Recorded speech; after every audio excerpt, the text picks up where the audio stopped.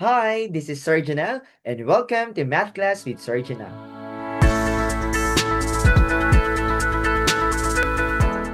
Today we'll talk about the triangle inequality theorem under the subject set theory.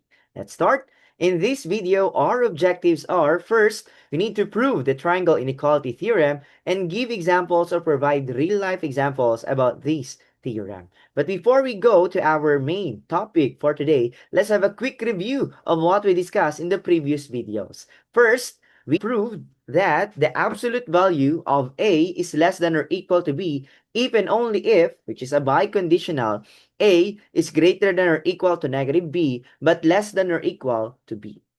Second, we also proved that the absolute value of A is greater than or equal to B, if and only if that A is greater than or equal to B, or A is less than or equal to negative B. And lastly, A is greater than or equal to the negative of absolute of it, but less than or equal to its absolute value.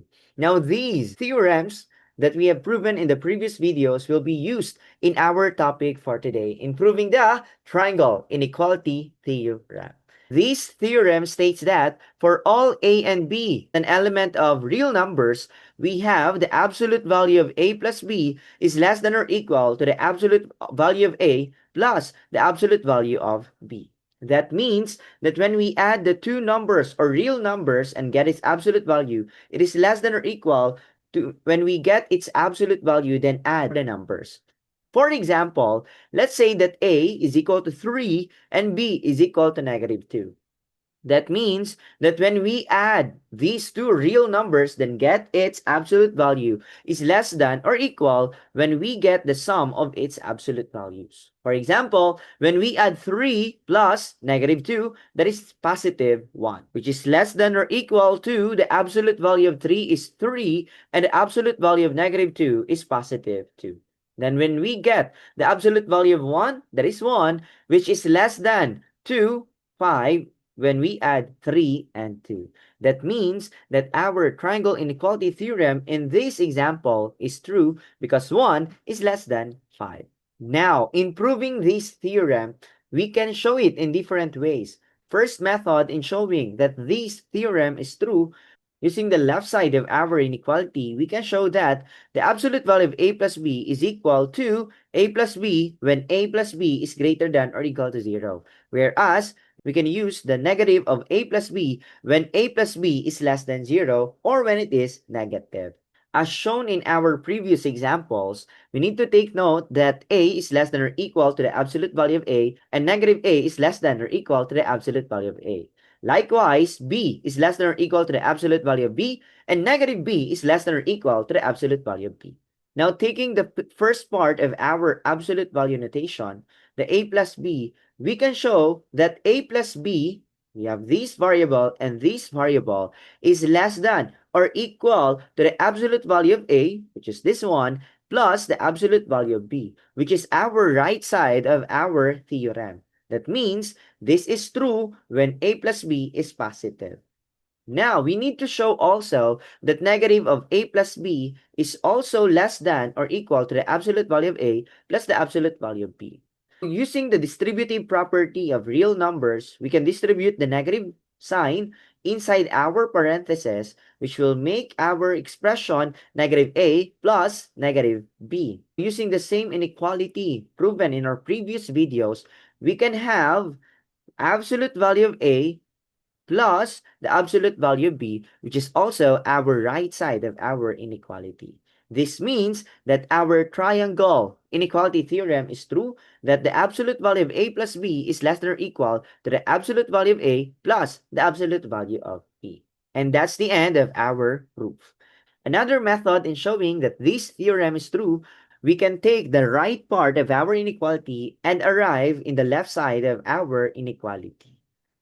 First, for all A and B, an element of real numbers, square of the absolute value of A plus the absolute value of B. Simplifying this expression, or squaring our binomial, we can have the absolute value of A squared plus 2 times the absolute value of A times the absolute value of B plus the absolute value of B squared.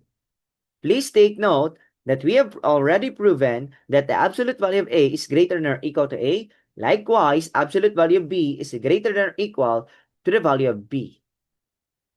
Now we can say that this absolute value of a squared is greater than or equal to a squared plus 2 absolute value of a times absolute value of b is greater than 2ab. And lastly, positive absolute value of b squared is greater than our b squared. By factoring our polynomial, we can have the square of a plus b. We have already proven as well that for all value of x, an element of real numbers, the absolute value of x squared is equal to x squared.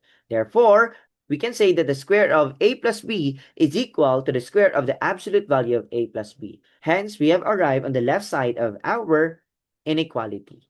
That means the square of the absolute value of a plus the absolute value of b is greater than or equal to the square of the absolute of a plus b. Therefore, absolute value of a plus absolute value of b is greater than or equal to the absolute value of a plus b, which is our triangle inequality theorem. That's the end of our second proof.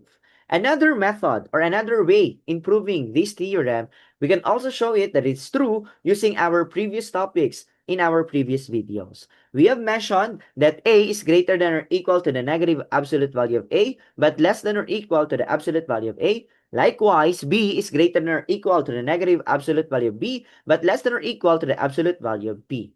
Using these theorems, we can say that the negative absolute value of a minus the absolute value of b is less than or equal to a plus b, but less than or equal to absolute value of a plus absolute value of b.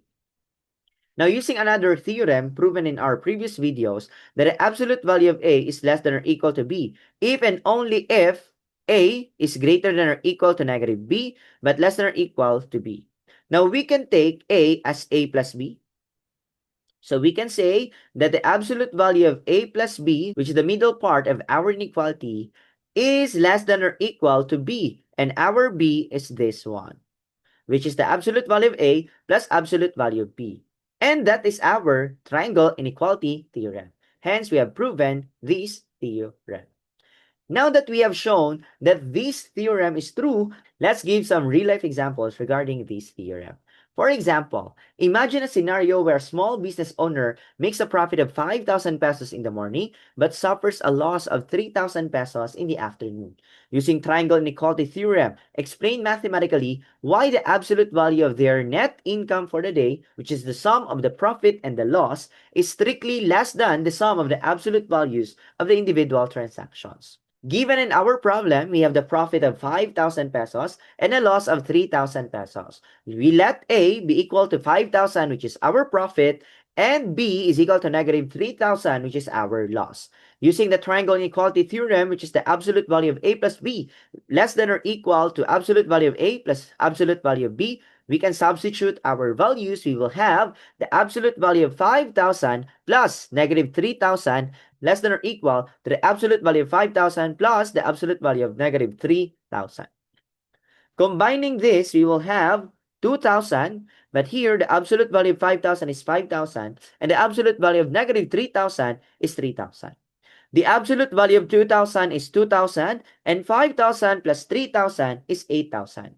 This means that the absolute value of our net income, which is 2,000, is less than to the absolute values of individual transactions, which is 8,000. Another example, try this item. You can pause this video for you to answer our item. Now let's assume that you have solved our problem. Let me read the problem. A carpenter has 3 wooden beams with lengths of 4 meters, 7 meters, and 12 meters. Without physically attempting to assemble them, determine whether it's theoretically possible to arrange these 3 beams to form a closed triangular garden frame, and justify our answer by applying the rule that the sum of any 2 sides must exceed the third. An application of the triangle inequality theorem is the rule in constructing a triangle. It states that for any triangle to exist, the sum lengths of any 2 sides must be strictly greater than the length of the third side. In notation, we have A plus B is greater than C. In this problem, let A be equal to 4, B be equal to 7, and C be equal to 12. And when we substitute, 4 plus 7 is greater than 12, and 4 plus 7 is 11, which is not greater than 12. That means, because 11 is less than 12, we are physically missing 1 meter of length needed just to bridge the gap, let alone form a peak. Therefore, we cannot form a triangle using these wooden beams. And that's the end of our topics for this video. I hope that you learned something. Thank you and see you in the next video. Bye-bye.